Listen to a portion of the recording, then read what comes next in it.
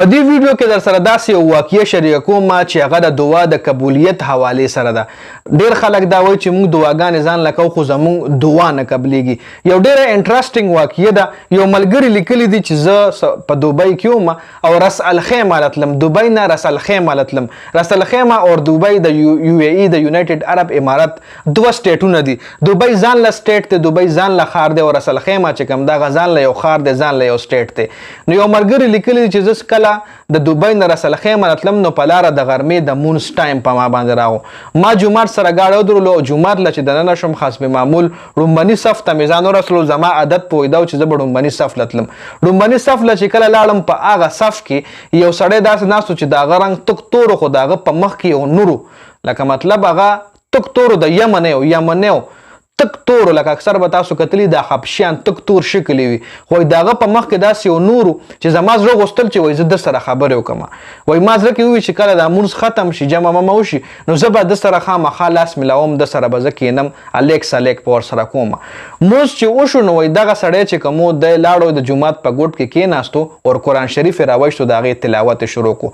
ما چې هم مونځ ختم کړو زه ورغم د سره سلام مې چې پرې واچولو نو ما له پته ولګېده چې دله اردو هم ورتله او دې سړي د دعوت تبلیغ جومات سره کار هم ډیر زیات کړو، په مختلف ملکونو باندې ګرځېدلی و جي. نو ما د سره الیک سلیک وکړو، ډیر ګپ شپ مو لګولو، تقریبا نیمه ګنټه د سره ما ګپ شپ ویو لګولو چونکې وایي زه تلم رس الخیمه له په ما ناوخته هم و خو چې وایي زه د سره کېناستم ما نه خپل کار هم هېر شو، ما نه خپل ټایم هم هېر شو.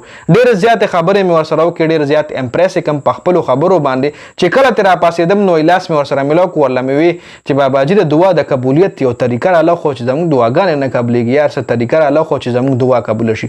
وایي هغه ماله وی چې داسې طریقه در لخیم چې 110% به ستا دعا قبلیږي. وایي چې هغه ماله داسې ووایي په ما سم ویښتو درېده چې دی ماله داسې کوم عمل ښایي چې زما به هره دعا قبلیږي. وایي هغه ماله ووایي چې کله هم ته لاسونه اوچت کې که نه نو ټول نه لومبنی خپل مور پلار له دعا کوه چې ته څه دعا هم ځان دپاره غواړې یا نورو خلکو دپاره غواړې خو هغې نه مخکې لومبنۍ دعا چې ته کوم کې هغه به ته خپل مور پلار دپاره کې. ځکه چې کله نه وایي ته پیدا شوې نو دغې مور پلار ستا دپاره دومره دعاګانې کړي که وایي ستا مور پلار ژوندي وي او که وفات شوي وي خو چې ته کله هم دعا له لاس اوچت کړې نو وایي پیله دعا چې کوم دی هغه به ته مور پلار له کې که ژوندي وي او که مړه وي. وایي کله نه چې ته پیدا شوې نو وایي ستا مور پلار تا له دعاګانې کړي او هغه دعاګانې وایي جمع شوي دي، د دنیا دعاګانې جمع شوي دي.